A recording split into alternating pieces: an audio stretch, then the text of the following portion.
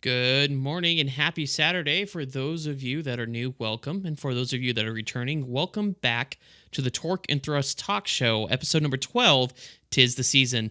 My name is Bill, and on today's show, we are talking about drone use in law enforcement, the top 5 disappointing games of 2023, and car trends for the future in 2024.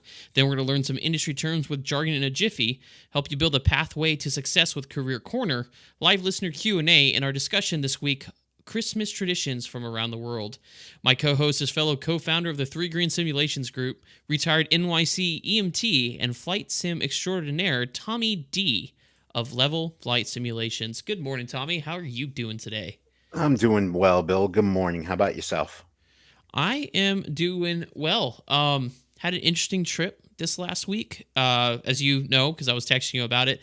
Some low vis operations. Luckily, it was with the good captain, and everything went according to plan. But some interesting this week, including some winter weather operations, which I'll go into a little bit later today. But what about you, Tommy? Not a terrible week. Not a terrible week. Things were kind of winding down at work because they close at 3 o'clock tomorrow. So we were prepping for that, getting the Okay, last I of didn't. the orders out and getting ready to shut it Okay, down. I didn't realize you guys closed for the holidays. I thought you guys were open year round. So, is it like a short time that you guys shut down, It's a or is short it like a? time. It'll go from 3 p.m. on Christmas Eve to 7 a.m. on the 26th. Okay, yeah. So that is really short. I was just say, as busy and as big of a company that you guys are, I figure because if it's not that, then the next thing people are ordering stuff year round, right? So I figured it wouldn't shut down for very long. Well, So IT systems will be all automatic, so the ordering and everything goes through. The actual okay, pulling and shipping won't start again until okay. So there might be just a slight delay if you're ordering something. yeah, and Okay, most people so won't even see the delay. okay, I would say so. Ordering some clothes for my day one cruise outfit, I'm gonna have to wait a couple days. Then is what you're saying. Oh, you could actually order it today. It'll just be, possibly delayed like a day at Okay. most. Yeah, no worries. My cruise isn't until March, so so it won't be You too got big of a time. deal.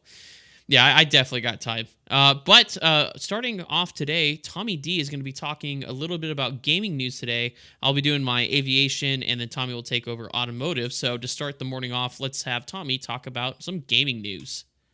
Thanks, Bill. The very first thing on gaming news is gonna be a continuation of what I brought up last week, that Boeing PMDG 777. Michael Randazzo has released earlier this week that the 777 is going to enter beta testing, and he is a man of his word. I got the email on Tuesday that the Boeing is now officially in beta testing. They're starting to work on the rendering engine with Microsoft Flight Simulator. So, for those of you who aren't familiar, beta testing is when you're taking a product before it goes to market, and basically you make a list of bugs and you send it to the developers and they fix it. It's really that simple. They make a whole big drawn out thing about it, and I don't understand it, but I guess people got to overcomplicate things. But so essentially, the way PMDG does business, uh, there are actual type rated 777 pilots that kind of like their side hustle is with PMDG. I don't know if it's a pay scale structure or something like that, but generally they're an outside contractor type of deal. And they literally fly the plane around Microsoft Flight Simulator, X Plane, Xbox, and they just report what's wrong with it, what's broken. Is it crashing to desktop? Is it you're not able to use LNAV or VNAV, things of that nature. So at the very beginning, you're going to start off with a laundry list of things that are wrong with the aircraft, and then the developers can take it back and fix as they go along. So that's basically what's starting to go on now. So, Mr. Randazzo, two thumbs up. You are a man of your word. The next little portion of the gaming news is the most failed releases, the top 5 failed release games of 2023. So everybody else, the radio stations when you're in your car, satellite radio, your regular AM, FM, everybody's doing their 2023 countdowns. I figured, why not? So This list is actually coming from Sportskeeda, one of the mid popular articles that I read. I do pick up good information from here every now and again, but here it goes, the top 5 disappointing video games. Kind of feel like a late night talk show host with this. So coming in at number 5 is Wild Hearts. It's supposed to be a grand competitor to the Monster Hunter series. It was collaborated with EA Sports, and this was more of an anime type game, and uh, it just never took off. There's a lot of people that in this world that are into anime, and I get it. Not personally my thing, but hey, it was Xbox Series S, and it never even made it to the PC platform. It just was a total flop. Number 4 was Crime Boss. I wonder what this was based at. And one of the things that the article says is Crime Boss is the perfect example of for what works in one game may not necessarily work or reflect for another. So, mind you, I've never heard of any of these games. And I don't know. Crime Boss just seems a little GTA ish for me. But the third was Forspoken. This was a series game. It was supposed to be open map. Expectations were high for Xbox, PC, and eventually PS, but it just never came to fruition. After the initial release, apparently all their market research just went awry and the game wasn't as popular. It was plagued with a lot of mechanical problems, and the quality was just not what they thought it was going to be. Number 2 was Redfall. Redfall was based off a game called Deathloop, which was actually a success. Uh, it was available on PC and console, exclusively the Xbox. It was kind of a magical fantasy world RPG. Huge letdown, bad gameplay, and again, poor mechanics, which means your controller, your functions, your walking, and all that.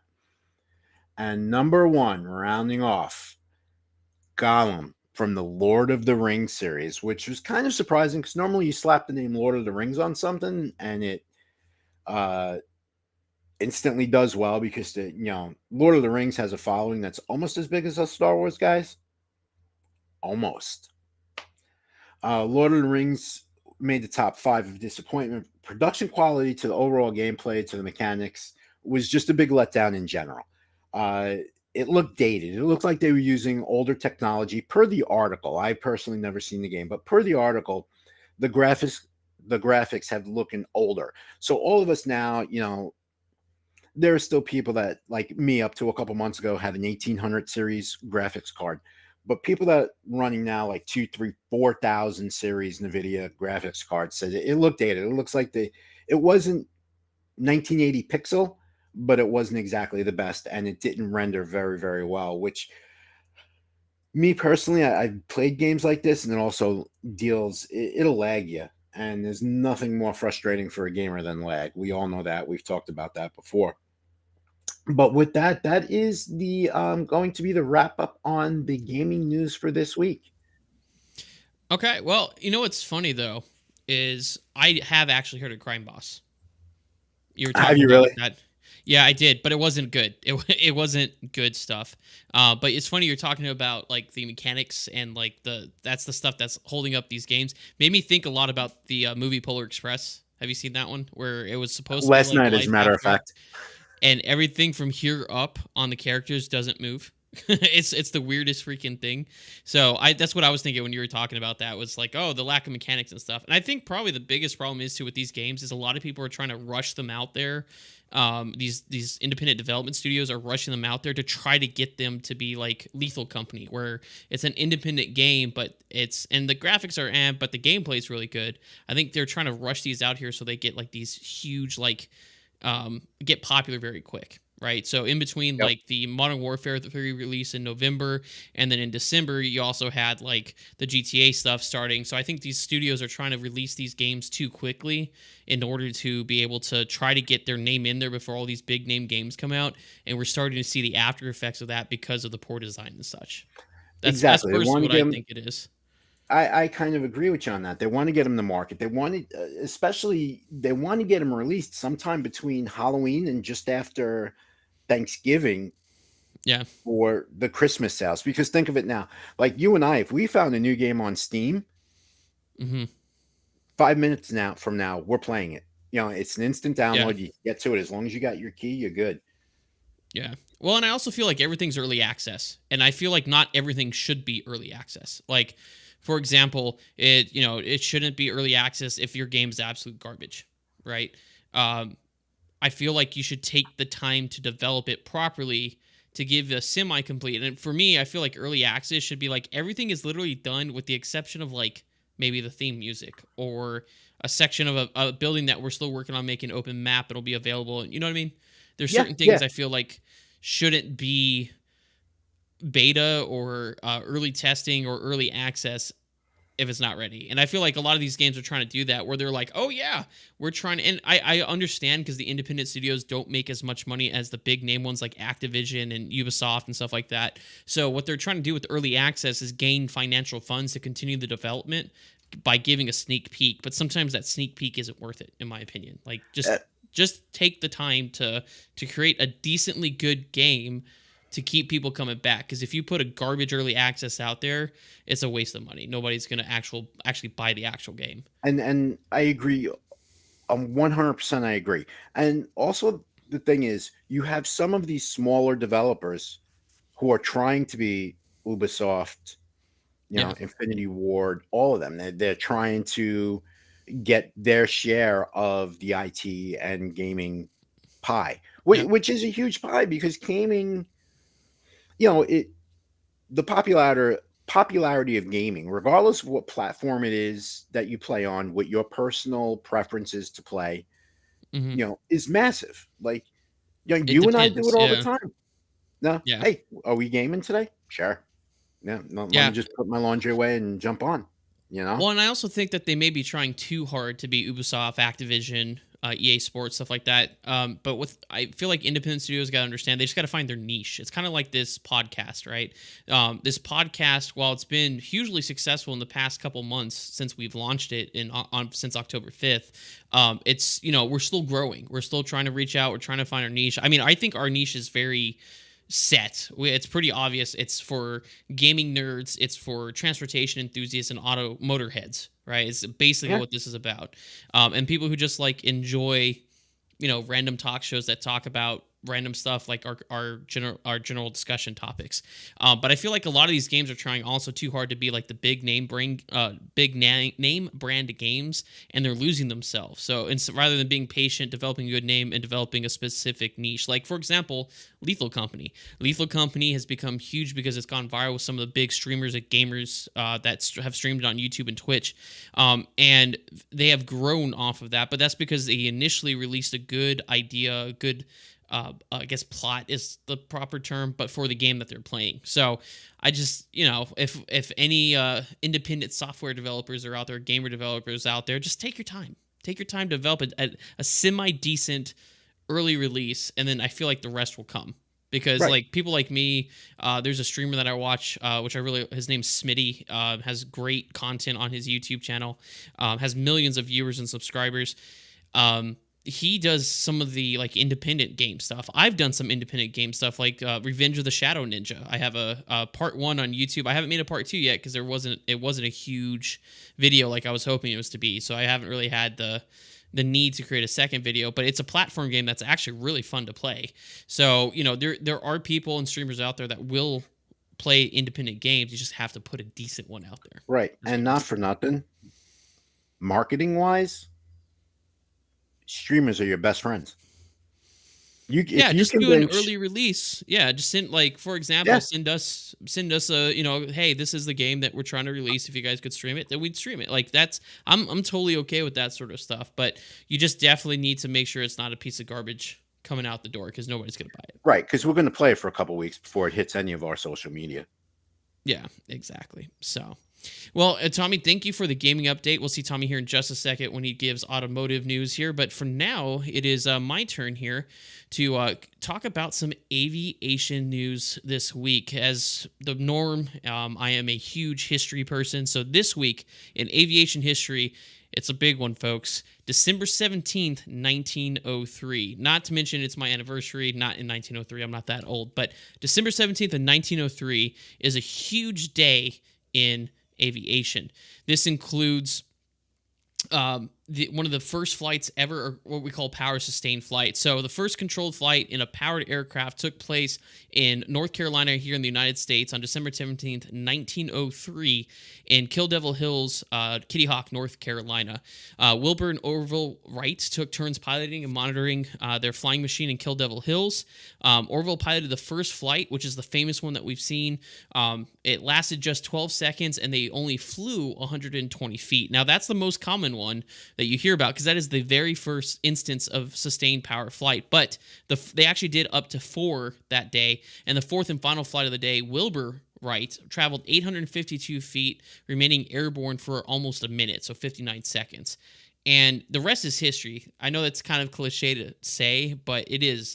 This is the moment where what I do for a living became possible because of this instance. Now, I did do, like I said, I did have a previous podcast talking about just specific aviation history. It's still out there. It's called ACE, Aviation Communication and Education. There's only 5 episodes, but it goes decade by decade. And if you go and listen to that, it breaks it down from pre-1903 to 1903 and past, or beyond that.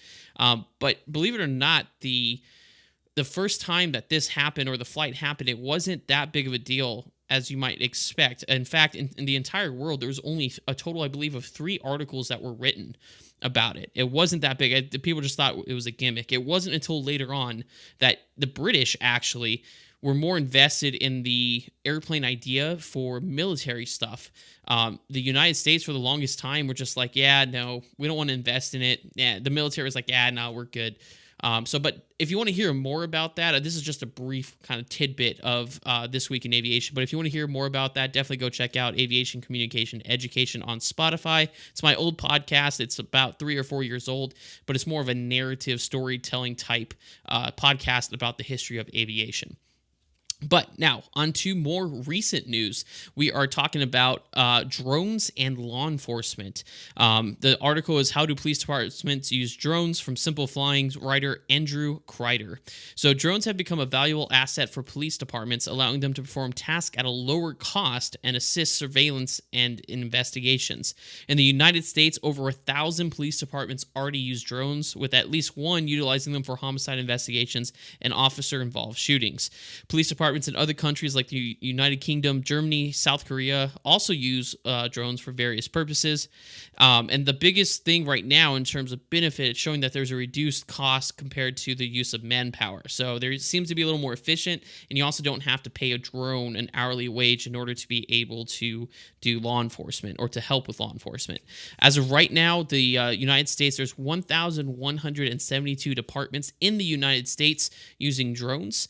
And the article noted that Korea right now, actually since 2016, uses drones for traffic enforcement, crime scene survey, and search and rescue.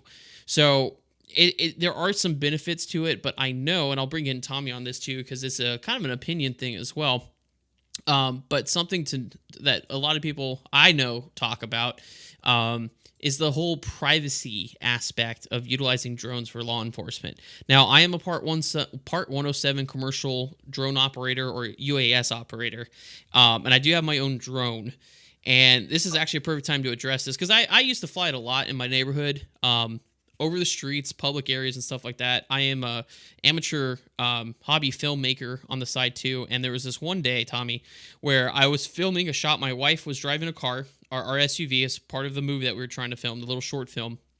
I wasn't flying over because I don't have that waiver per the FAA. I was flying behind the car, but high up, probably about 100 feet in the air with my drone. In accordance with all regulations, I had permission from the local airport because it's a link area, so I had permission to fly in the airspace. I had radio communication with my wife driving the vehicle. But anyway, so we're over this public street. The camera's pointed nearly straight down because it's behind the car, not over it, but just behind it. And I'm just shooting this scene with my wife, clearly over public streets, and a Karen in my neighborhood walks out and goes, "I don't want you filming my backyard." And I'm like, I'm not I'm nowhere near your backyard. She was like two houses down on the other side of the street. I was like, I'm clearly. So I even showed her the what we were doing. I showed her on my phone. I was like, so this is what I'm, and I told her, by the way, I have authorization to use the airspace above your house. Like it's, and there's Supreme Court where back when the LAPD used a helicopter in order to spot an illegal growing field in someone's backyard and use that as evidence against the person.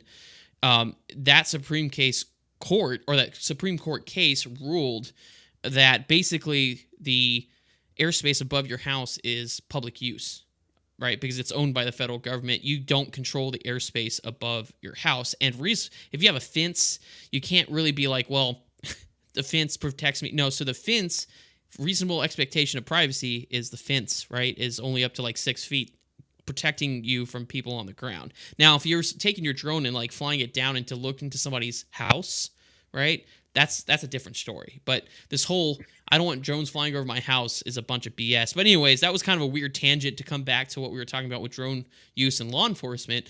Is drone use in law enforcement a violation of privacy? I personally don't think so. What about you, Tommy? I don't think so neither, but there is always going to be like the privacy thing, no matter what, is always going to be one of the first arguments that comes, because I know certain departments use drone technology to start Mm-hmm. getting intelligence before they start any sort of a tactical Right. operation. Mm-hmm. You Yeah. know, so I'm not going to put my 12 SWAT officers at risk unless I know as much as I can humanly Yeah. know about the situation inside a structure Yeah. before we start, kicking doors and breaking windows. Yeah. It's a huge, huge safety thing. It Now, is, as far as and it, like you said, it gives them. It's a safety thing. It gives them a more of an idea of what's going to happen before they get into a serious situation. It's a better surveillance absolutely, tool. because believe me, going into a situation, if I could find out within inside of 10 minutes where everybody is in the structure, what floor, what Hmm. corner they're hiding behind, that's a nice piece of the puzzle that I would like to have. As far as privacy, Yeah. you know what I'm saying? These drones are all over the place, even in my local airport. I see drones all the time, and there have been some instances that some law enforcement type officials have knocked on some people's doors because you cannot, even though there's nothing going on at the airport, there's no departures, no arrivals, you just can't take your drone and fly over the threshold of the runway. Yes. Clearly, Yeah. someone took notice and had an issue. Don't blame them. Well, and it's probably the tower, because with the public access to drones, right? Because I could just like I bought my drone from Best Buy. It's pretty straightforward. You don't really have to have a license, and actually, you don't have to have a Part 107 license to operate a drone or a UAS, an unmanned aerial system. But if you want to operate it commercially, receive money for it, be compensated for it, you do have to have a commercial license because it's considered an aerial vehicle. There is another Supreme Court case where the FAA proved, and because of case law, that the FAA does have jurisdiction over UAS systems like my drone. But yeah, privacy wise, like I said, it's like if I'm flying on my commute out, right, and I take a picture of my house on the way out to Chicago for work, and I happen to catch, take pictures of other people's backyards from the airplane as I'm going out. Are you going to sue me? Right? Or let's talk about Google Maps, right? Or Apple Maps, the satellite imagery where I can literally Yeah. zoom in and see what's in your backyard. Are you going to sue Google? No, it's the same exact thing, but the key word is reasonable expectation of privacy, right? Like I said, going back to the scenario, I said if there is a drone hovering outside your window looking into your bedroom or into your house, yeah, that's illegal because could be considered harassment because inside your home you have a reasonable expectation of privacy. However, if for example, if you're out and the drone happens to fly over your house on the way to return to its home base or whatever it's called, that's not illegal. Even filming from 100 feet from a public street, like over a public street into somebody's backyard from a drone, is not illegal. And I know there's a lot of people that are saying like the whole drone use in law enforcement is a violation of like privacy. It's not. There's Supreme Court cases that say otherwise, just like a police helicopter can fly over and see you doing something illegal in your backyard and can call the police. You know what? It's as And simple as also, that. one of the things that never really comes up in conversation, um, law enforcement agencies do have a legal department the same way as yours does and mine does. Mine does. Hmm. And Yep. before they do anything, that legal department has to give a thumbs up. Yeah, and granted, right now, I think a lot of it too is there might be, I don't want to say exploiting because that's not the proper term, but utilizing the grayness, because drone stuff hasn't really, I think 2012, probably a decade it's been around, where it really started coming up with the idea of law enforcement and who should regulate it and stuff like that in terms of unmanned aerial systems or drones. So there is still a lot of gray area associated with it that I think law enforcement is utilizing. For example, in the state that I live in, there's only two federal laws, two, or they might be state laws, that you have to comply with in order to fly a drone. It's not to be over an open air assembly of more than, I believe it's 20 people. Even though there's an FAA waiver, we can't do it in my state, and you can't be within 400 feet of a mental health facility. Those are the two things right now. And obviously, there's other federal stuff like national parks and stuff like that that you can't fly over with a drone. But the thing is I choose to educate myself on that because obviously the nature of what I do, being an airline pilot, I want to make sure I'm not violating any rules because that could come back to me and affect my career if I do something stupid. Just so where I live is within a certain, it's closer to my local airport where I'm in their airspace. So when I went to go fly my drone, it's called a LANC, or low altitude alert and notification system. I basically used an application on my phone to file a flight plan with the FAA, basically, and tell them the expanse, like an area where I was going to be flying my drone, the maximum altitude, because there's a certain altitude, like over my house, I think it's 400 feet. I would never fly my drone at 400 feet. That scares the daylights out of me because I could barely see it. But the maximum is 400 feet. But you tell them, hey, I'm going to go no higher than 200 feet in this defined area. And as long as it's within limits, it'll send you an authorization on your phone. So you can show law enforcement if they show up and say, I'm good from this time to this time in this GPS coordinates, that I'm authorized to fly my drone. And it'll send a notification to the air traffic control facility at my local airport to let them know that there's unmanned aerial systems happening, 3 miles, let's say, west of the field. All right, so they can tell people about it. And my drone, my DJI, will alert me when there is a man-powered aircraft nearby. It'll say, hey, this is here, and it'll ding it because of ADSB, so I know where the aircraft is and know where to avoid it. It's an amazing system, but the problem is there's people out there that abuse it. So, maybe that'll, Tommy, we'll put a pin in that because that's something we can talk about. I think next year when we're talking on our new episodes, we can talk a little bit more about unmanned aerial systems and how to properly use them. But in this instance, for law enforcement, I don't think they're doing anything wrong. It's not illegal. They're being more efficient. And honestly, I think it's the increase in safety, being able to surveil, because their drones are way cooler than mine. They have like infrared, they have night vision, they have all sorts of things that help keep police officers and the public safe. For example, let's say there's a shots fired call, right? I think in Chicago, is it Chicago? They have those ears where the cameras kind of point to where they hear. They triangulate the fire. Yeah. Right. Could you imagine if we had a drone that could just go, all right, launch, find it, boom, done. And it's going to be there a lot quicker than any law enforcement vehicle.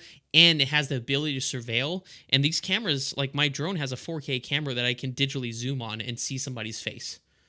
You know what I mean? So, and it's safer too, because you're not sending in a police officer or a human being into a dangerous situation. But also on top of that, you're not having someone to drive code 3 through traffic, right? And risk a traffic or a TA, right? Mm-hmm. So, and just the efficiency of the response, because all they got to do, especially with facial recognition, and be like, boom, bang, boom, we got his address. We'll go visit him or her later, right? Once we figure out who they are. Not only that, too, you're cutting down response time. You're ensuring safety of your officers. Yep. You're ensuring the safety of your tactical officers, because Chicago PD, they have a full-time SWAT team, but also some of their SWAT officers are in cruisers. So all their gear is in the trunk, So when they mass, because the average time in the United States now for a SWAT team to amass with departments that don't have a full-time team is anywhere from 17 to 22 minutes. Then they have to travel. That's wild. Yeah. Well, and if you think of, I don't know this. Yeah, and I don't know about the stats for an air unit, but you can't just hop in a helicopter and get up. There's pre-flight checks, weather. So it also takes a while to get an air unit up. Go ahead. the expense of a helicopter as opposed to the Correct. charging of a drone. Correct. And they have platforms, and I've seen them, they're prototypes where you can literally hit a button and the drone launches from an SUV. Yeah. And there are certifications, waivers from the FAA where you can operate a drone like that. And I'm sure law enforcement can apply and get them from a moving vehicle. And they're smart. So whether you want somebody else controlling it or it can just follow you, that's another thing. It's like having a 360-degree body cam of the scenario, or something as simple as having, because you've seen, they have like wristbands where you can put the phone on your arm. Hmm. You want to talk about high tech? Have that follow you, because it's smart enough where it can follow the receiver where the controller is. So a police officer could be looking at his forearm or his wrist with the phone with that image of the 360, so he has a better, or she has a better situational awareness of what's going on around them. I mean, we're talking about future tech. Like, I don't know how people can be so opposed to this when it involves increasing the safety of like police officers and stuff Because like that. that's not the way it's viewed. Yeah, They people. don't view The it that first way. thing They is, view it, yeah, I don't want to, I like to dance in my living room at 6 p.m. I don't want to see a drone that's labeled with a little police emblem on the side. And what with people little don't lights. understand is, you know, there wasn't a day in my 32 years on the job that I didn't work with the police. Believe me when I tell you, they got a lot better things to do than go playing peep and Tom, no pun intended, in your front window. They really don't want to. They No. have other things to do. And Well, and now, what's funny too is the people I think that are worried about it are the people that have something to hide. If you think about yeah, it, that too. right? You always have that certain amount of people with the guilty conscience or the future Yeah. guilty conscience who are Well, like if doing someone were whatever. to fly over my backyard, there's nothing back there. You're gonna see my dog screwing around back there. That's gonna be the extent of what they see. Your You know what I grill, mean? your My plants. grill. I know there's some of my neighbors that have above ground pools, which are against HOA regulations, but like that. You see what I'm saying? Like, because someone was talking about it because when I was flying around, we have a Facebook group for our HOA, and people were freaking out because they thought it was the HOA surveying, right? Surveying the properties for violations, which is ridiculous, mind you. That is absurd. Our HOA, I don't think would ever do that, especially at the time I was the HOA president, so I wasn't doing it. But then this is what brought up the discussion between myself and my wife. I looked up all the case law and stuff like that. You could legally do that. The HOA could survey from the air, and if there's something you weren't supposed to have in your backyard, they could technically take Give you action a for it, ding. because it's not a violation of privacy, right? But I digress. But stuff like that, where people get super paranoid about drones. Like, as soon as you see a drone in the air, everybody's first instinct is, don't film me, privacy, you're here to spy on me. It's like, no, that's not a thing. Yeah, no, better things to do with my time. Yeah. So, but You know what? anyways, sorry, we keep going But on think about tangents. it. Drone technology has been used. I see it all the time on some of the roads here. And some of the roads, like the main roads by my house, you're familiar with, but drone technology has been surveying them. People who are getting their homes appraised to either Solar purchase or powered. refinance, drone Yeah. technology, Solar powered. to inspect the roof and all that stuff. Yep. But that's okay. That's Yep. okay. Don't come across when I'm having a barbecue. Really? First of Yeah. all, Well, well, it's funny you mention that, because I've used it I don't want to get up on the ladder and scoot around my house and look at my gutters, right, for leaves and stuff. I fly my drone. I put it up there and point the I would camera do the same down thing. and fly it around and walk with it, obviously, because I have to maintain visual contact with it, but walk around with it around my house and just inspect. That's all I do. And I had a neighbor come out and be like, "Oh, don't film me." And I explained what I was doing. And they're like, "Oh, that's cool." So it's like, it's cool if it's beneficial, but it's the first instinct is, "Oh, don't film me." It's like, guys, listen. Once again, there's probably people out there that are trying to use it for not good reasons, but like, come on. I Come still on. think that's Give a me a break. smaller percentage from people. One, just for the recreation and fun of it. Yeah. You know Hmm. what I'm saying? A couple guys, my last stop in my EMS career, they had drones, and one of them used to bring it to the station and tinker around with it. I Hmm. was helping a crew at something. I come out of the back of the truck. I was like right here. Yeah, Yeah. it's Yeah. like literally right here. And it wasn't one of these big fancy ones. It was just a little four prop. drone. Yeah, And I looked at him. I that's was what I like, got. Yeah, dude, that's fine. Just don't follow me into the restroom with that, and we're yeah. good. It's But can you back it up a little bit? I don't need to feel the breeze off of Well, and that's the prop. thing is there are people out there that don't operate it in a safe manner. For example, like I said, being an airline pilot, I know anything I do with my drone could come back to me and affect my career. So I always operate my drone in the safest way possible. I have all my documents. I even have an IN number. Well, it's not an IN number, but a registration number that's required to be on it. It's on my drone. So like it to the T. So if for people out there, if you see me operating my drone, I am doing it safely.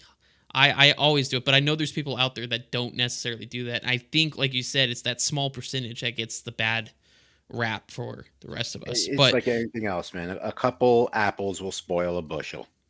yep, A couple bad exactly. So apples spoil a bushel. yeah, so we'll put a pin in that because that's a good discussion topic for later about drone use and stuff like that. Yeah, So we might want to um, schedule it time wise too, because this is actually a fairly large discussion. yeah, it is, and yeah. So, and I can bring out, and we can talk. I can bring out my drone, and we can talk a lot about stuff, especially like Part 107 stuff, so people maybe can understand a little bit more about what is legal and what isn't. Like this whole BS of, oh, I control the airspace above my house. No, you don't. No, you don't. You bought property on Earth. Everything above your house is considered public use airspace per the FAA and the government, right? Right now, the Because every second time we an air, live like the Jetsons, then we'll well, have. and we'll talk about it once again a little bit later, but they are talking about now of an ability to submit something to the FAA where they make like you can make your house a no-fly zone, but it's only gonna be up to a certain spot though.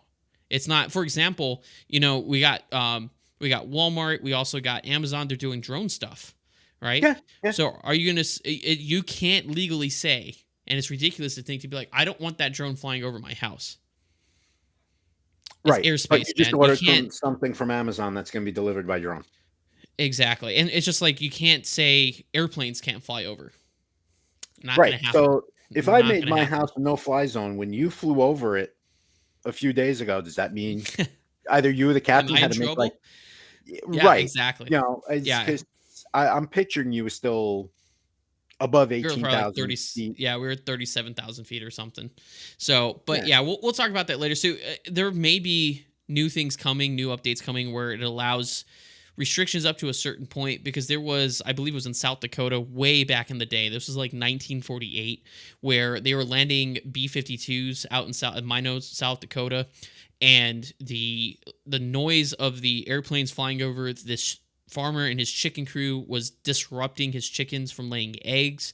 So they did argue that he had protected airspace up to, I think it was almost like 90 feet, or maybe it was like 48 feet above, whatever was reasonable for him to, or the farmer to continue to have undisrupted chickens, basically. So there is precedents for it, but there is something I've heard in the future about lawmaking where people will be able to designate their houses and airspace above it as no fly, but it's only going to be to a certain extent. You're not going to be able to do it from like surface to space. That's not possible because at a certain point, the FAA gains control of that airspace.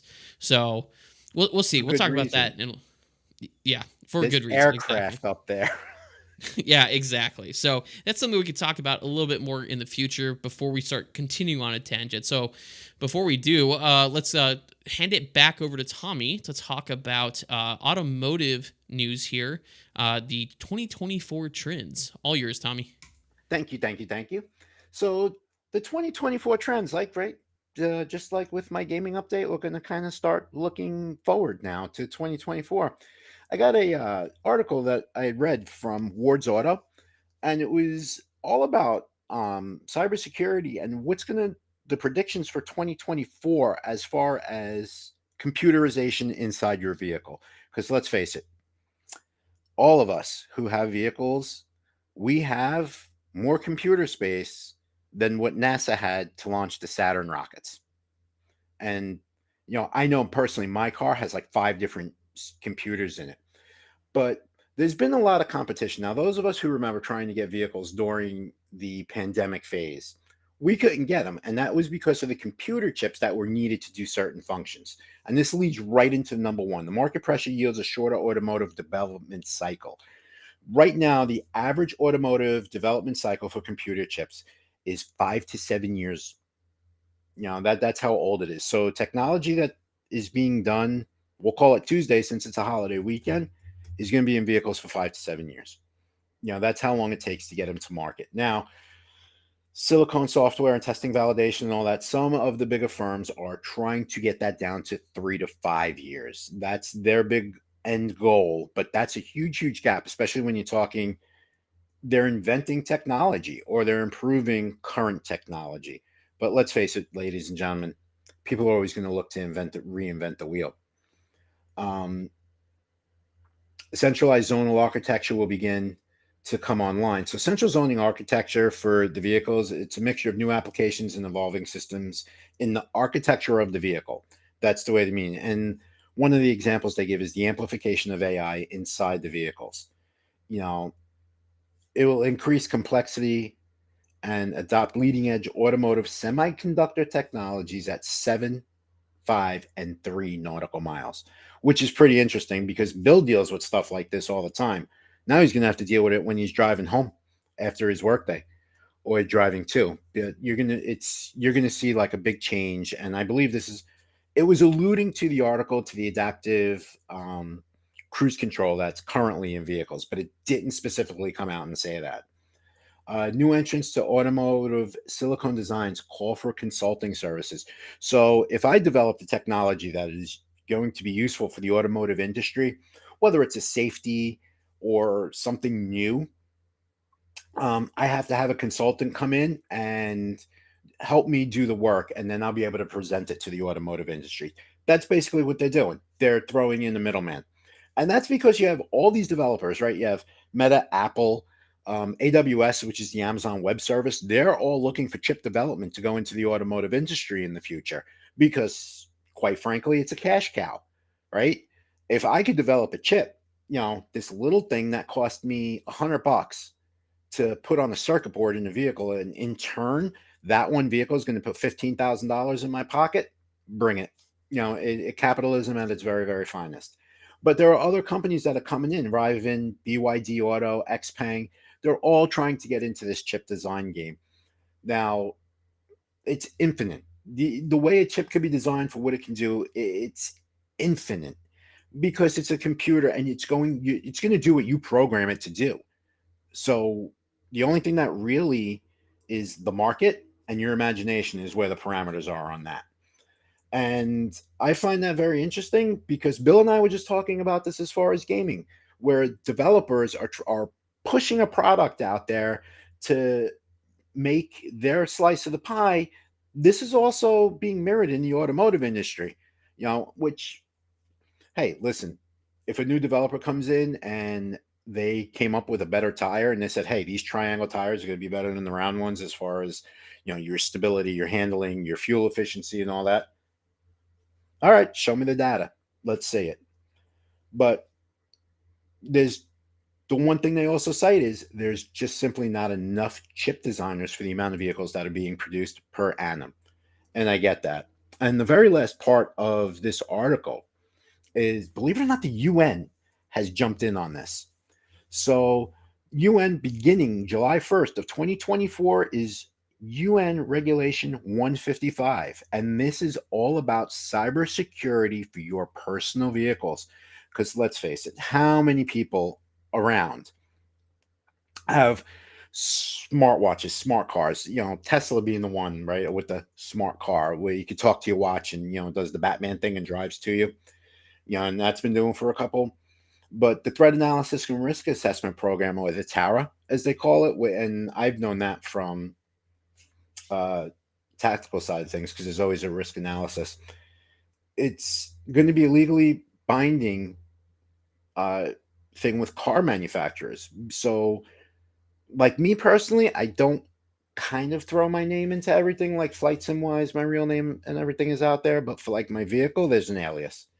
But so now what they want to do is they want to have a certain sort of encryption standard to protect your personal information from being hacked uh, through your vehicle. Because let's face it, I know Bill does. I know I do.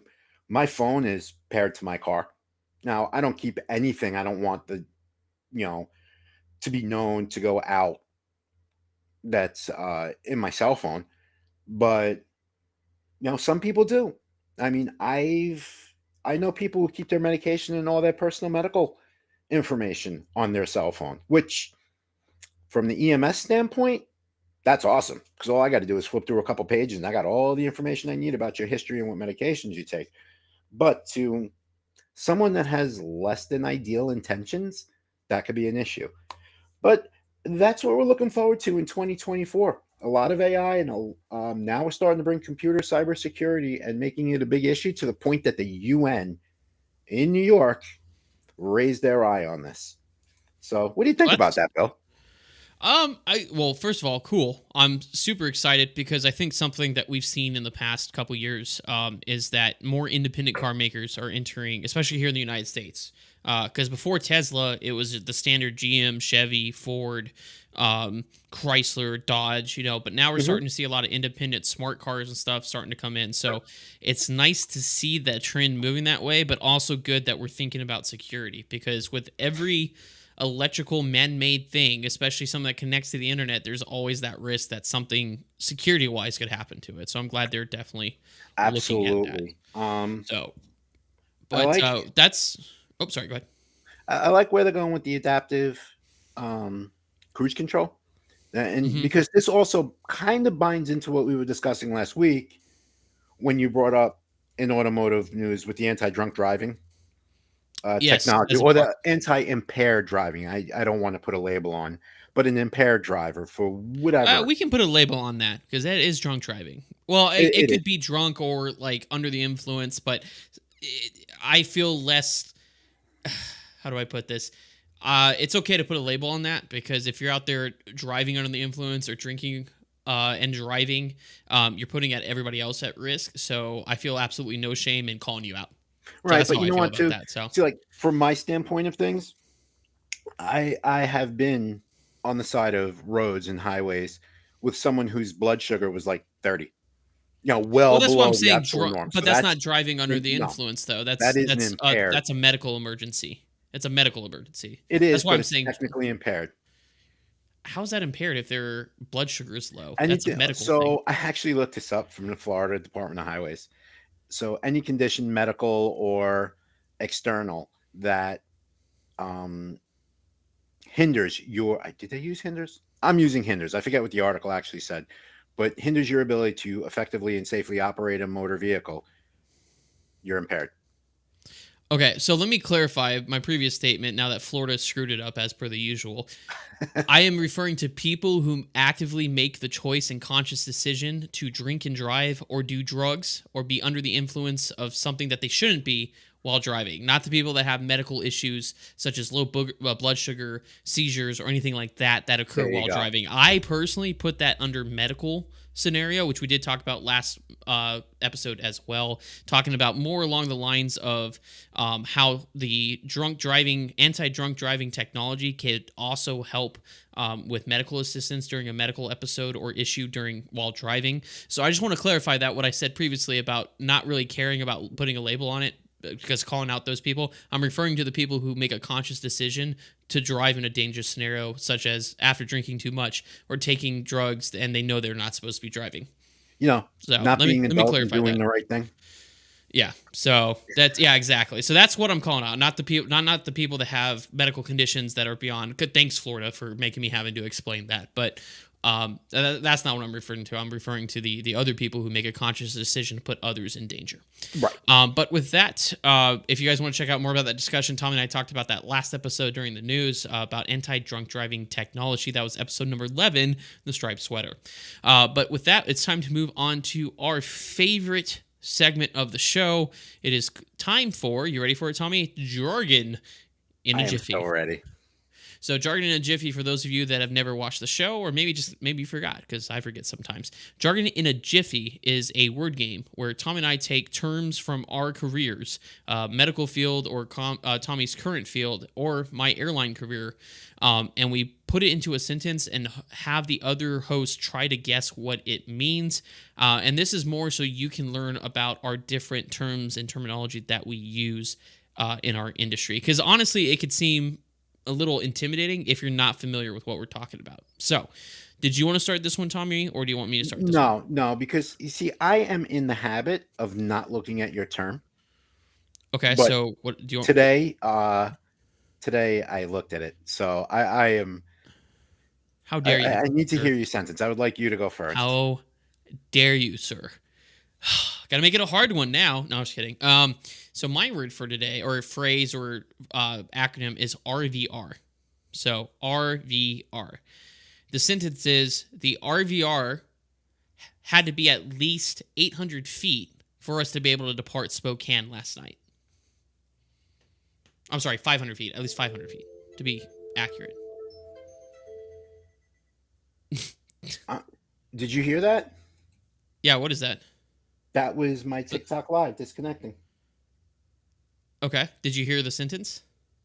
I did, and that's going to be your minimums, your minimum takeoff clearance. I don't know what I'm RVR going to hold you to a higher standard because you looked at it, Tommy. What does RVR stand for, though? I'm not looking for the what does RVR stand is. It for? required visual reference? Nope. It sounded good I'm gonna, though. I'm gonna Uh, get Tommy. I'm gonna get Tommy. I'm gonna yeah, I get think you're going to get me Tommy. this week.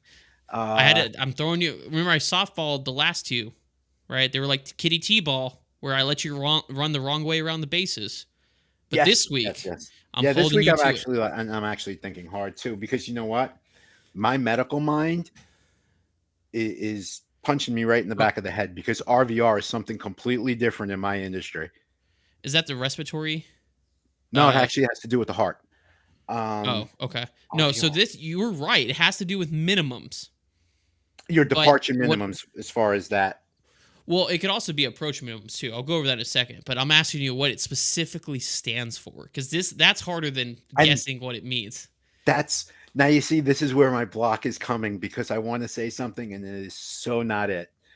I mean, try it. You could be wrong. That is definitely not rapid ventricular response.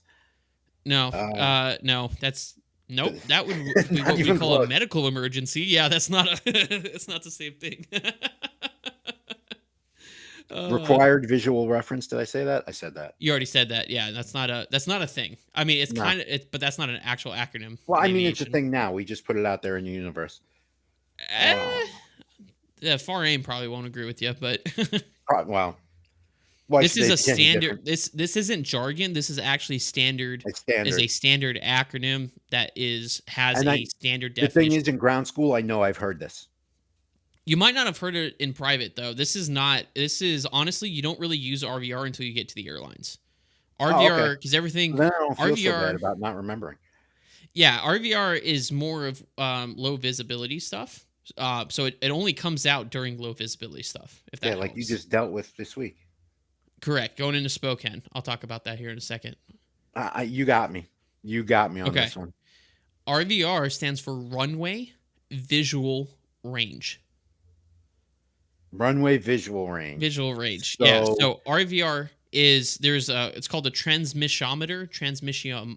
I'm terrible at saying that, but basically there's a little laser gun at one end of the runway and a receiver further down, and it shoots a laser horizontally, and it measures how much of that laser gets to the receiver, and that determines either in meter or in feet how much visibility you have. There's three. Usually there's a touchdown, rollout, or mid and rollout. So three different spots across the runway where it'll measure the visibility.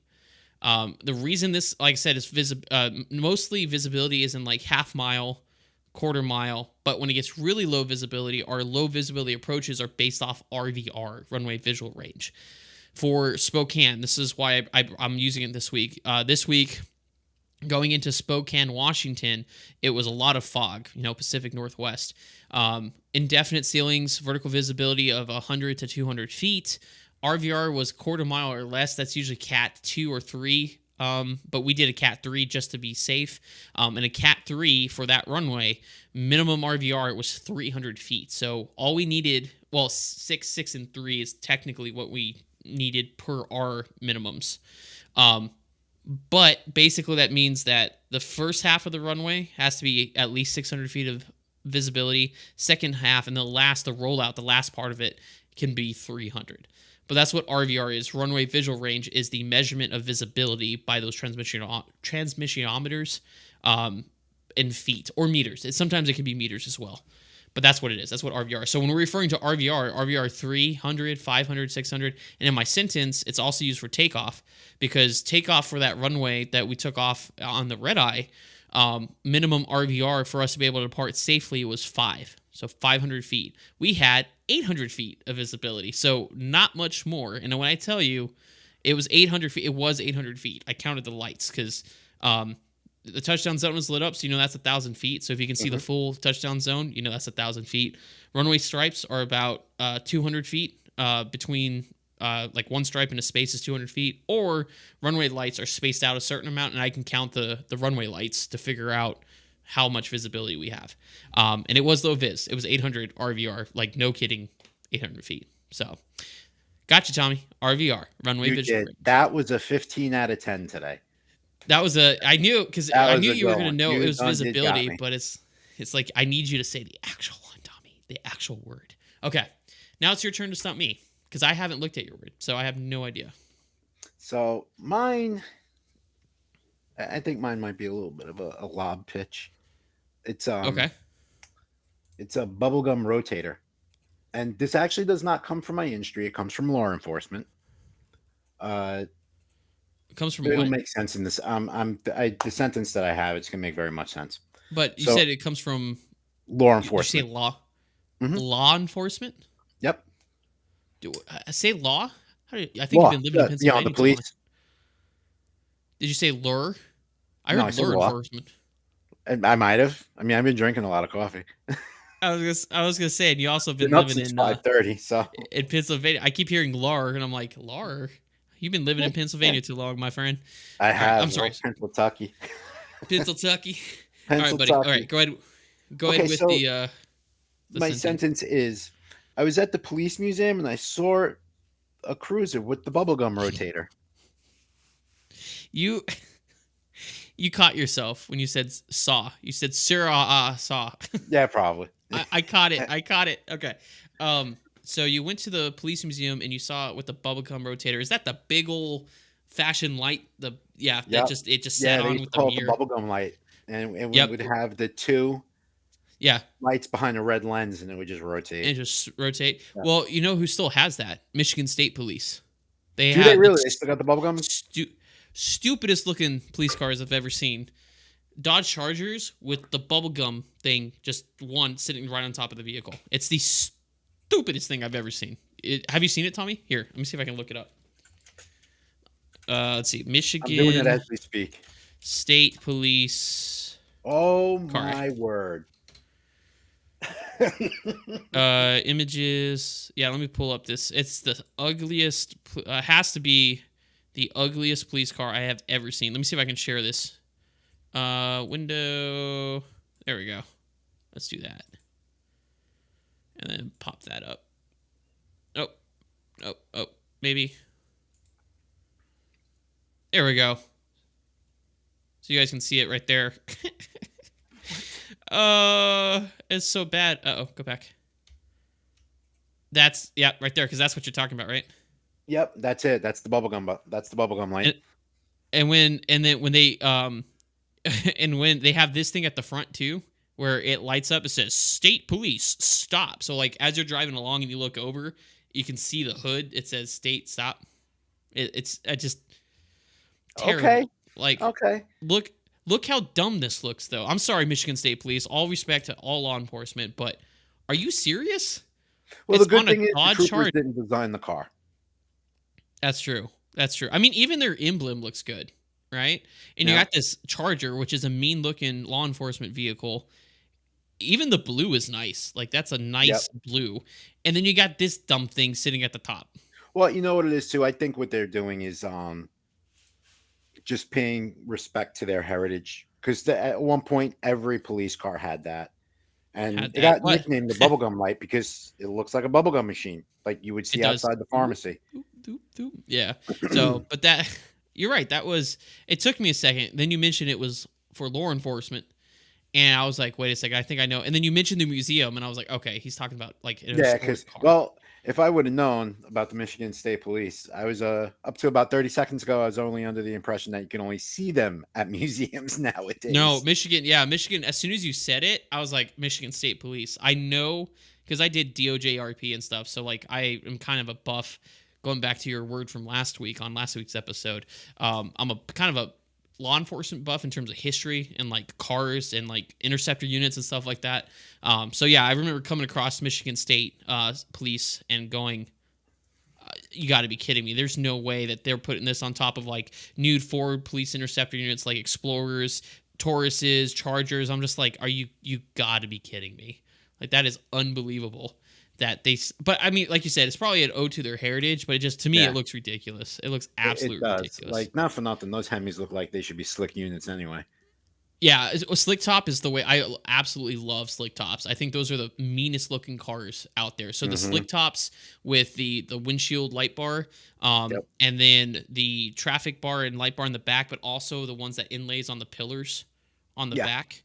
Those look great. Absolutely love those cars.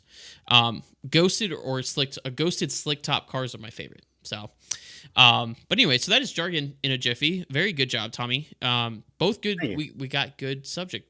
You know, we stumped you and I showed you a car that you didn't know existed. So you. I This is think we very true. both learned.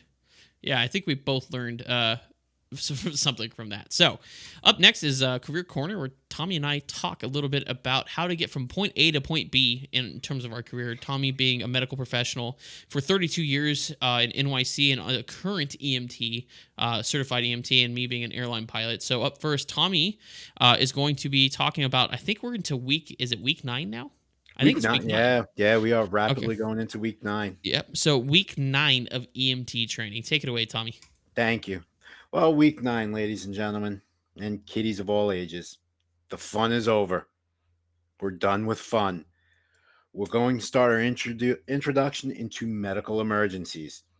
Now, it doesn't matter if you volunteer, it doesn't matter if you're paid career.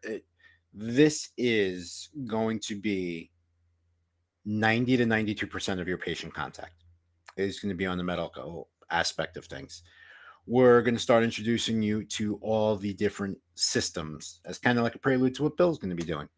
But the body, just like a machine, has a lot of different systems in it. You have the respiratory system, cardiovascular, neurological, endocrine, and all these big fancy names that you're going to find as you go along aren't all that. And they're fancy words, but they have very, very common um, names. And that's one thing with the medical field. The medical field just absolutely loves to throw difficult names at very, very simple things. But generally, we start with the respiratory system because, as you have known, now you should know by memory on your skill sheets for patient assessment. I gave you guys a break from that last week.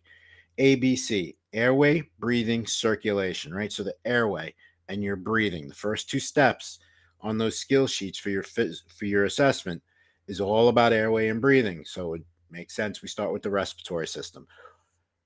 But the way, not only do we do the anatomy and physiology very in depth, uh, we're going to show you what actually happens. Like when you get down to the molecular level in the bottom of the lungs, and there's a certain enzyme that the word is this long that actually exchanges oxygenated for blood that's not oxygenated, or deoxygenated, as we call it in the field.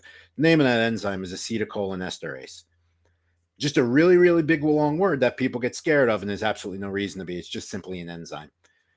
And we're going to spend quite a bit of time on this. We're going to go from respiratory to cardiovascular because one of the things is uh, that's your heart. If you think of it in terms of a car, your heart is the carburetor. It's the reason why, oh, well, fuel injection system now. But everything that goes on because of your brain and your heart. Those are the two most predominant organs. All your organs are important, but those two are the workhorses. So the most complex computer on the face of the earth, the human brain, and the workhorse of the body, the heart. And we're going to spend ample time on everything. There's going to be a lot of quizzing, a lot of reading, and a lot of memorization. This is where we start encouraging you, if you have not already, start getting into study groups. Don't go any more than 5. I've noticed that in all of the past classes I had, study groups where they had 7, 8, 9, 10 people, they kind of took a little bit less away from their study sessions because after a while, it turns into a lot of noise. People just talk over one another, yada yada. 4 to 5 is actually a good size study group. Whenever I was in study groups for different courses that I've taken, that's where I pretty much maxed it out. Even though like really good friends might be in a different study group, at some point you have to just adult up and say, hey, this is what we need to do. But what we're going to really, really focus on that first week, the first 5 days, we're probably going to cover close to one system per day. And we're going to just explain to you what that system is responsible for. We're not going to start getting into deep. That gives you something to look forward to on week 10 when we start the actual respiratory system. But for now, for this week, we're just going to, not that we're taking it easy on you because there's a lot of reading involved initially, but we just want to, start getting you used to the systems itself because this is time to put on your thinking cap because when we get in a little bit later on, we're going to get into things known as signs and symptoms. One of the biggest symptoms in the world that everyone knows, nausea. There's not a person on the face of this earth that has not been nauseous at least one time. The problem is nausea could be caused by any one of thousands of different ailments that happen in the human body. So we're going to start getting you prepared and start teaching you not only what you need to know, but what you need to look out for, what you need to do to treat it, correct it, or help your patient. More importantly, we're going to let you know why. We're actually going to do the pathophysiology behind it. And that is the difference between a good EMT and a bad EMT. Anybody can follow a protocol and do their job and do it very, very well. You need to become that type of EMT that not only knows why you're doing it, but how you're doing it and what for. The whys, whats, and what fors. So very, very crucial to critical thinking. But with that going on, we're going to go ahead and just round off on Friday and look at you guys who are going to have a really I wouldn't say blank look, but you're definitely going to have some sort of confusion on your face when we're done with this week. But I promise you, don't worry about it. Don't sweat it. You got this. We're going to get you through this. As instructors, we're going to get you through this. And remember one thing, you should be asking questions of your instructors, of the crews you ride with. If you get friendly people in the emergency room while you're on your clinicals, which are also still continuing, remember, the only bad question is the one that was left unasked. So with that, Bill, we concluded week 9. And You're I have muted. myself There you muted. go. Yeah, I know. You don't have to say it. I know. Every time I do it, I hysterical seeing look. you talking and then E- like nothing. Yeah, every time Tommy's like, "You're muted." Like I am aware. I can see because I have my audio right here. I can see that the little Oh, green okay. You light is got not you. See, going any mine's blue. over tucked in the corner Yeah. here. So, all right. Well, thank you, Tommy, for week number 9 of EMT training. And now mine's a little bit shorter. So I will be talking about procedures training. So if you remember, we talked a little bit about it last week. We're now in our airline training class. We've gone through basic INDOC, which is basically an introduction to the company. And now, and then last week we talked about, in the previous episode, we talked about systems training, which is just an overall kind of general studying of each individual aircraft system that you have to know, because when you become an airline pilot, you're flying one type of airplane and you're going to need to know the ins and outs of that one airplane specifically. So that's what they're training you. And remember, at the end of that, you're going to be taking a written test called a knowledge validation that'll basically test and make sure you know your knowledge about your systems. So once you complete that phase, we're now onto what's called the procedures phase. And just like it sounds, we're talking about procedures. So it's a very building block sort of way. You're going to start at the gate, basically cold and dark, which means in our industry, cold and dark means the airplane is completely turned off, has no power to it. So they're going to teach you from point A, or more like coach you through it, because at that point you should have already studied everything in terms of procedures and profiles. But they're going to coach you and make sure you know how to get the airplane from cold and dark to get ready to push off the gate. we have these things called flows and profiles. So flows is a specific pattern that we move about the cockpit or flight deck in order to set switches in a specific way in order to do something. Then once those flows are done, then we do what's called a checklist to verify that we put the switches in the correct way. This is the most efficient way to do checklists, especially in the flight deck environment. For example, when I first come up to the 737, if it's cold and dark, there are specific things that I do when I walk through. This is called the pre-flight checklist, or we like to call it the rainbow flow because it's a flow from the left lower side of the cockpit all the way over to the right lower side of the cockpit. So when we walk up, the first thing I'm looking at is like safety equipment. So making sure that there's life vests, smoke goggles, crash axe, hood. Some airplanes have flashlights. All the RJs had flashlights, escape ropes, etc. Make sure everything's in place and functioning. Then the first thing I'm doing is I'm flipping on the battery, checking that it has a minimum of 23 volts for a APU start. We're generally looking for about 26 off ground power. And then I move over to ground power to turn it on, or establishing power with the APU. Then I'm checking things like making sure the hydraulic switches, the electric ones are off or on depending on the wind scenario. I go ahead and turn on, make sure the nav lights are steady. If it's at night, logo lights on. Go ahead and turn on my wing well light wheel well light for the walk around inspection. Then I'll go down and check that the hydraulic accumulator pressure is normal, the parking brake is set, and that the radar is off. Then to come back for the rainbow flow, and then we start by checking the circuit breakers on the captain's side. We come and do an overhead flow, which includes stuff like checking the oxygen levels, making sure the engine electric controls are in place, turning on the Wi-Fi, testing the flight data recorder, stick shaker, and overspeed warnings. Then we come down and also turning on the IRSs, which is our navigational system, and then circuit breakers down the right side, making sure that all the circuit breakers are in, checking in on the fire extinguisher, which is right behind my left shoulder when I'm sitting down, and also checking the alternate gear extension door, making sure it's shut, because if it's open, the gear won't come up because there is a micro switch. That is a flow. That is an example of a flow. I do this without looking at a checklist. It is just practice. So that is one of the first things that you're going to be going over when you're in procedures. Then you just kind of build on top of that. You just keep building on top. And then the next thing is going to be the pre-flight flow, where you sit down in your seat after you've done the walk around and initialize the flight computer system. And you're going to go through starting, for me, it starts with the oxygen, then the window, and then I go overhead. And there's a whole flow and pattern that I do, that I touch pretty much every switch on my side of the flight deck, the cockpit, in order to be able to make sure all the switches are in the proper place for start. Then once we get done briefing and stuff, then the captain and I go through what's called a pre-flight checklist in order to make sure all those switches are in a proper place. And then from there, we do a before push checklist, and there's a push flow, there's an after start flow, and stuff like that. That is all procedures is. Most of the time, you're either going to be in what's called a paper trainer, which is a paper mock-up version of the flight deck that you're going to be flying in, where you can just point and practice pushing. Other companies have touchscreens. At my current company, we are in a non-motion flight simulator called a FTD, or flight training device, which had actual movable switches, which I loved. So that's where we practice. And by the end of that, what you're going to be doing is you're going to be going from cold and dark at a airport to another airport, point B in the sim, doing stuff like doing like approaches and stuff like that, and then shutting down and going cold and dark at the next airport. On top of that, you'll also be learning what's called profiles. So that's how you do a takeoff, how you do a landing, how you do an ILS, how you do a localizer approach, how you do all the procedures required, because everything is standardized, all the callouts are standardized.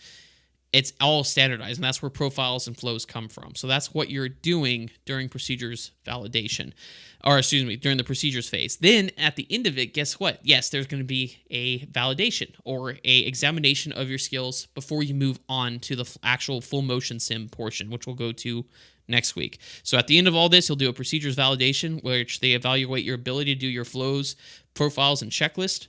Within parameters such as the standardized parameters for the company, make sure everything is done correctly, and then you move on to the next phase. But that's pretty much it. It's very straightforward. Like I said, airline training is like drinking from a fire hose, but they do organize it so that you're just taking chunks out at a time. So that's what this week is. What we're talking about is procedures validations, profiles and flows, and the procedures validation. And that is all I have for procedures validations, or for my career corner.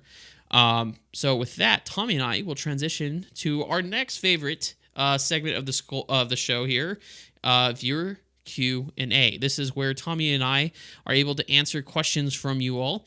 So if you do have any questions whatsoever, you can ask them in our live chats, whether it be on YouTube, Kick, Twitch. We have here in front of us. If you have a question after the fact, you can go to our Discord server, which is the QR code you see here. Completely free to join, no subscription.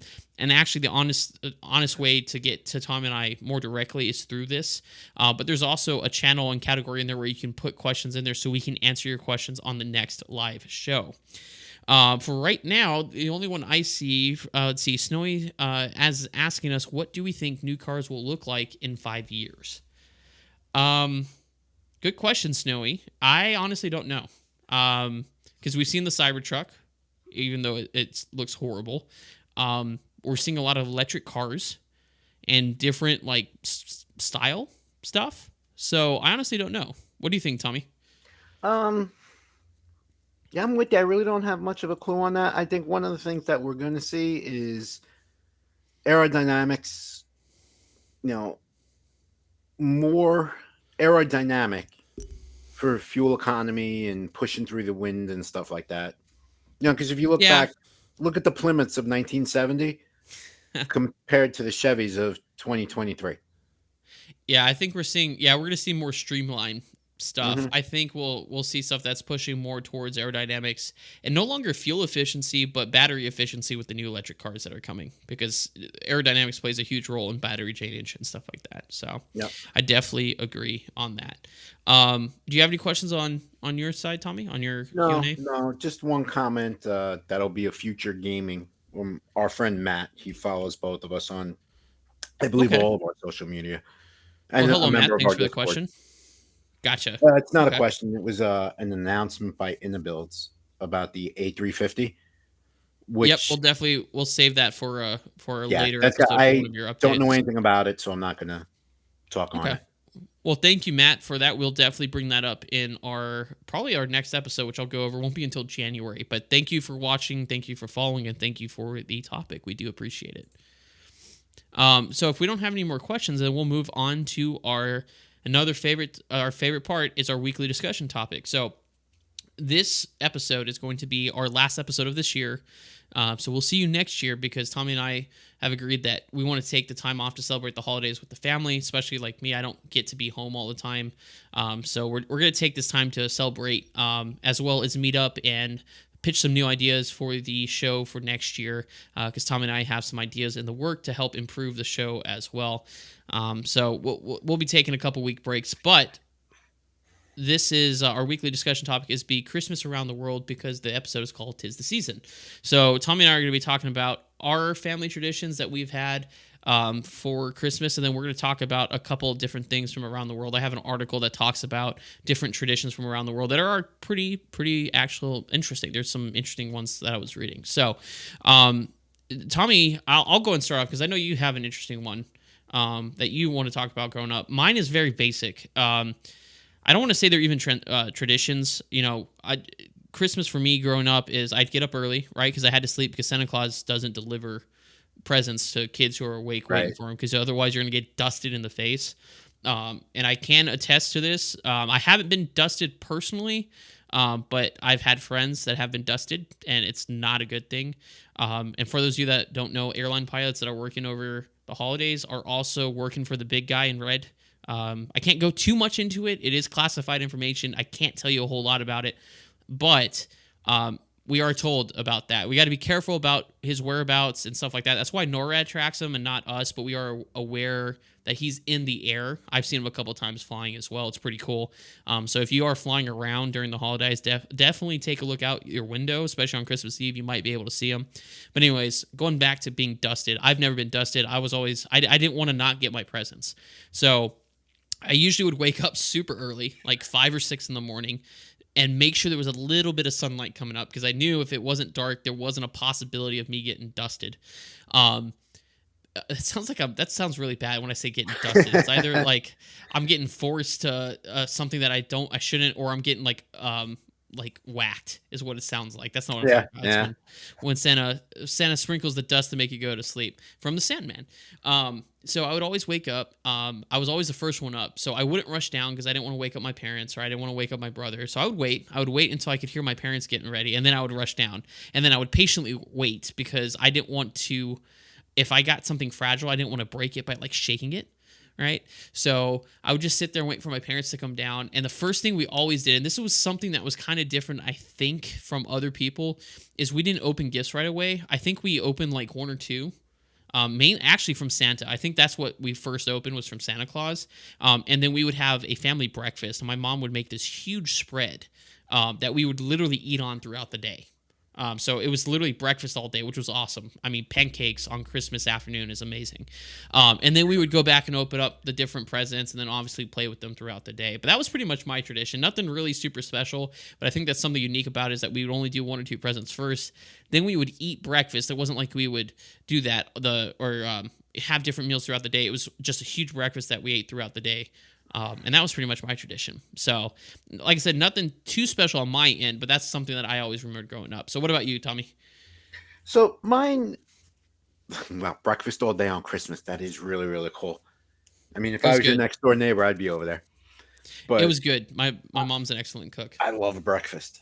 Um, my family did the very. I don't want to call it traditional because it's more Italian American. It started in Hmm. Italy, but it was more Italian American. It was the Feast of the Seven Fish, right? Okay. And the Viglia de Natale, which is the vigil of Christmas.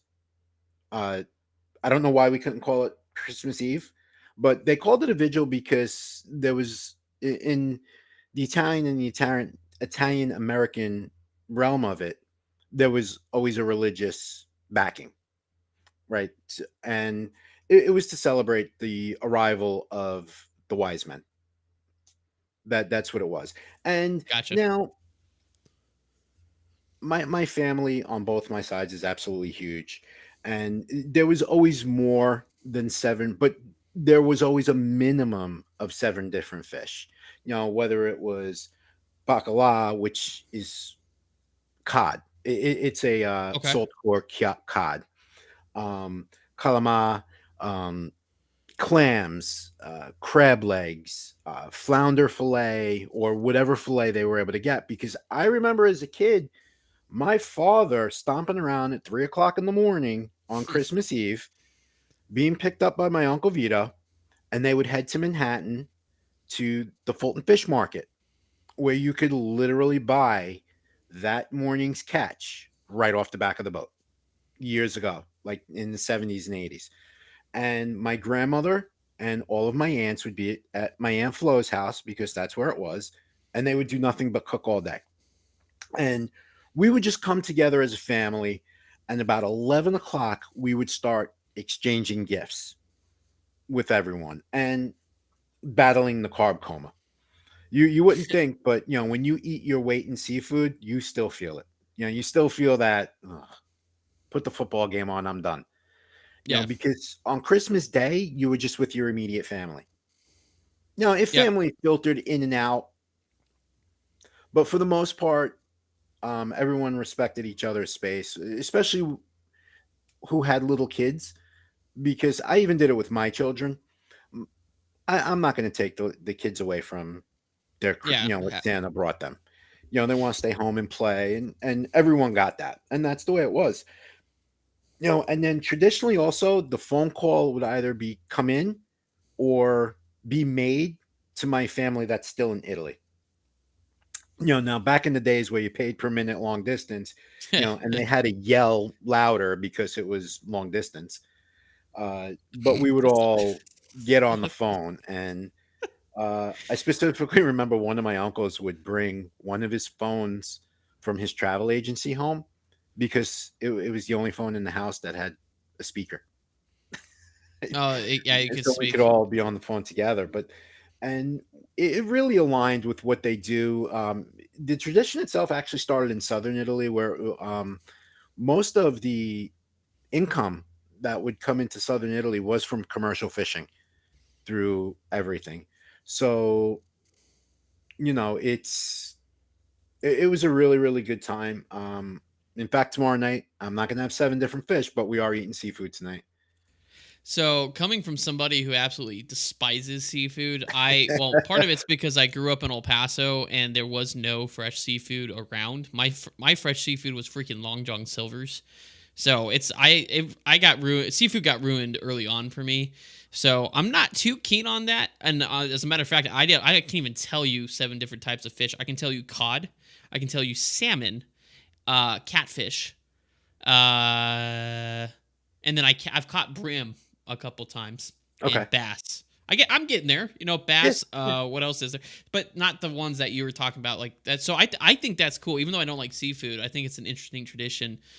Seafood on Christmas, I would have never expected. Tommy was telling me a little bit before the show about it, and I'm sitting there going, "Did Well, you just say we did have some seafood?" pasta. There was pasta involved too, because there was always the types of linguine. Yeah, the So regular tomato sauce, and See, then for me, seafood and pasta also don't mix because I'm so used to like meat sauce and the meatballs, like right, the right. classic linguine and meatballs or fettuccine and chicken.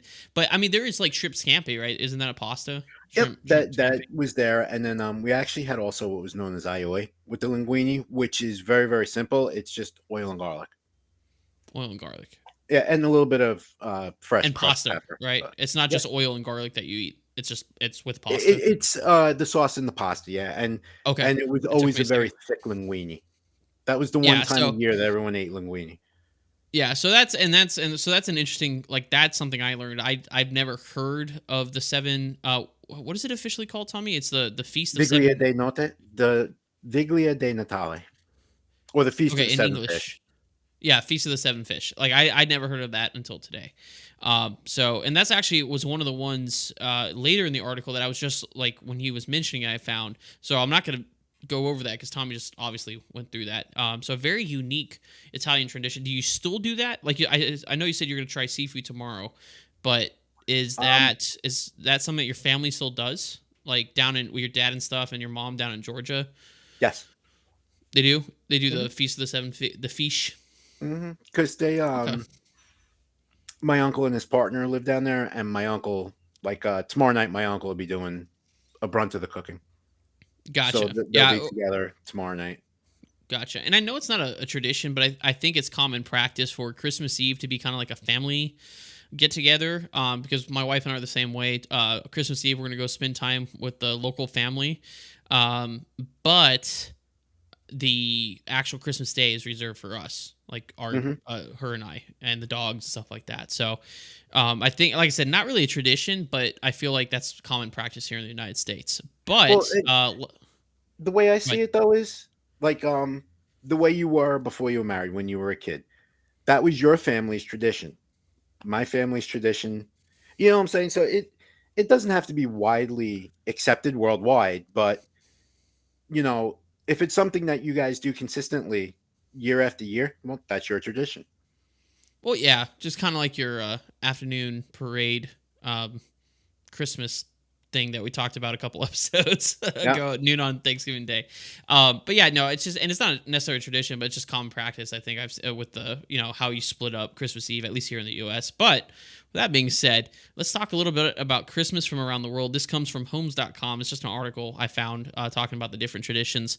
And, just to keep in mind, we're not being narrow minded. It's just that Tommy and I celebrate Christmas. So it's something that we have more knowledge and experience talking about, but there are other holidays that are non Christmas/Christian out there that are, celebrated, like Kwanzaa, Hanukkah, and stuff like that. So we're not discounting that. We're talking about what we know. So when we're talking about this, we're talking about countries around the world that celebrate Christmas. So if we're not mentioning a country that doesn't celebrate it, that's wise because we're specifically talking about Christmas. So first, Australia is basically it's from England, right? As a lot of it's colonized and stuff from the English. So it's a lot of the same traditions. The only difference is in Australia is that it's warm because they're on the opposite side of the earth than we are. So rather than having like feast indoors and enjoying like a warm cup of cocoa, they're outside having beach days and sometimes like barbecues because to them their Christmas is summer and our summer or their summer is cold per se at that time of year.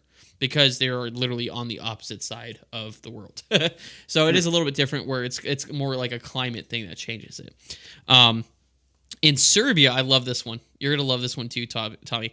So in Serbia, Serbians have an unusual way of celebrating Christmas. 2 Sundays before Christmas, the kids tie up their mother, and she then has to pay her own ransom with gifts in order to be freed. A week later, it's dad's turn to purchase his freedom with presents. Obviously, it's in fun. They don't actually like ransom their mom and dad, but the picture that I have here is it looks like their mom is wrapped up in it looks like Christmas decorations, like Yeah. garland and like Christmas lights, and then they're throwing, it looks like styrofoam or like fake snow. Yeah, like the I think styrofoam popcorn. Yeah, and I think it's just absolutely hilarious that they have to pay their own ransom with gifts. I think that's a really cool tradition. Something once again I didn't know existed, but I thought that was pretty cool. The next one is Mexico, which some of this I do know. Growing up in El Paso, some of this tradition kind of was in El Paso because El Paso had a lot of Hispanic culture.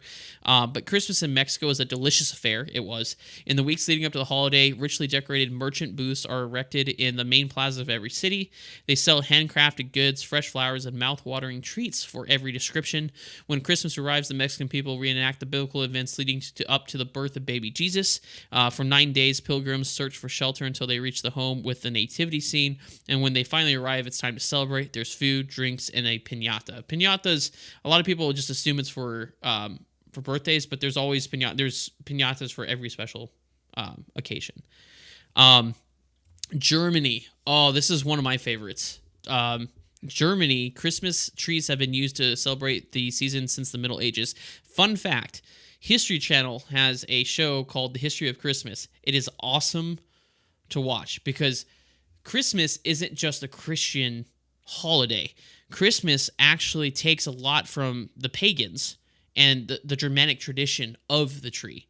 It actually it spans from that, so it's interesting. Definitely go watch that about the history of Christmas, how we adopted a lot of stuff from other cultures and religions. But anyway, so in Germany, Christmas trees have been used to celebrate the season since the Middle Ages. Germany is famous for its Christmas markets and especially for the hand-blown glass ornaments that are sold in them. This is my favorite part, Tommy. I love this part. If you've been naughty, though, beware. You don't get a lump of coal in Germany. German Santa has a surly pal named Krampus. This ragged horned monster punishes bad kids by giving them a birch. They actually have full-on parades. I've seen these where people dress up as Krampus, and what it's talking about a birch is just like almost like palm leaves that are like loosely tied together, right? Mm-hmm. But we're told if we're naughty, right, we don't get what we ask Santa Claus for. We get a lump of coal, right? Right. Yep. But their tradition is they probably still get a lump of coal because obviously Santa Claus tries to try to equal, but their tradition is also telling their kids that they're going to be taken away by Krampus, which is this horned creature who takes away naughty kids. That I think that's cool, and some of the costumes that come up is just really cool. So that's one of my personal favorites is Germany. I'll be YouTubing that later.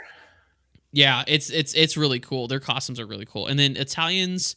Did you want to talk about Italians? Do you have the article up? I don't want to, because I know you were talking about that earlier in your heritage. I do have it up.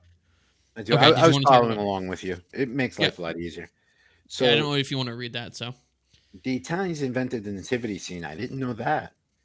And it's been elevated into folk art. They exchanged gifts on January 6th during the Feast of the Epiphany, which in Italy it's widely recognized. I know in the real world there's some controversy about that, but January 6th, Little Christmas, is when the three wise men arrived at the manger. Mm-hmm. According to Italian tradition, an old crone refused the three wise men food and shelter while making their long journey. Never heard that before, neither. Later realized the mistake, but it was too late and they were gone.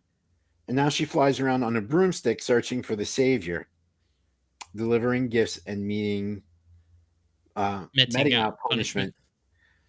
That's interesting. There's a whole bunch going on over there I did not know about. That's a bruja. That's a witch instead of. She's a cranky looking thing on the picture that they have here. She is, but she also delivers presents. So it's like their version of Santa Claus is a witch. That's straight up flying That around is on the broom interesting. and everything. And then in India, there are aren't too many evergreen trees in India, so Christmas celebrants decorate mango or banana trees instead. Many people also decorate their own homes with mango leaves at a place and place little oil lamps on roofs and walls. That's pretty That's cool. actually pretty cool. Let's see. Japan. In Japan, the Christmas holiday may have its roots elsewhere, but the Japanese have enthusiastically embraced the Western import. They exchange gifts, sing carols, eat turkey, and erect community Christmas trees. The patron saint of Japanese Christmas is I'm sorry if I butcher this. Osho. He looks like a Buddhist monk, but he has eyes on the back of his head, so don't think he can get away with any mischief beyond his back. Osho sees all. So what we're seeing is across all cultures is people call Santa Claus a different thing, but it is Santa Claus. It's a person who delivers gifts and punishes the naughty. It's basically, but each culture calls it a little bit different. And see, in Norway, every year Norway sends a giant Christmas tree to the United Kingdom in order to thank them for their assistance during World War II. Back at home, Norwegians are celebrating by exchanging gifts, drinking beer, or going door to door disguised as singing goats, which is a practice called julbuking. Okay, Okay. uh, that's interesting. And then in Ukraine, I'm sorry, go ahead. No, I mean it's different. It's That's definitely definitely different. interesting. Yep. And then in Ukraine, I like this one. This is interesting. In Ukraine, legends tell of a poor widow who couldn't afford to decorate her family's Christmas tree. The local spiders took pity on the family and decorated the tree in spider webs of pure gold and silver, making the family wealthy for life. And that is why Ukrainians decorate their Christmas trees in fake spider webs. That's pretty. That's That's pretty pretty cool. interesting. That is pretty interesting. So, and that's all that the article is. There's probably many more, but if you guys, any listeners or viewers, if you guys have any interesting uh, Christmas traditions you want to let us know, just let us know down in the comments. You can email us. I have captainbillofficial@gmail.com, and Tommy has levelflightsimulations@gmail.com. Let us know, because traditions are far and wide and vary amongst people, as we just saw here. But I thought that was pretty cool. That was pretty cool. Um and I really, really want encourage our viewers and our friends to reach out with us, especially on Discord, because like you, I'm a history buff. I'm just not on your level. The one thing I am a buff I'm a nerd. of is world cultures. I love to know about different cultures throughout the world. And since I'm a foodie, generally that's where the conversation starts. I would say, yeah, food and is probably a good way to start on that. But which one's your favorite, Tommy, of the one we just listed? I know Italian is probably your favorite, but other than Italian, what would you say your favorite one was?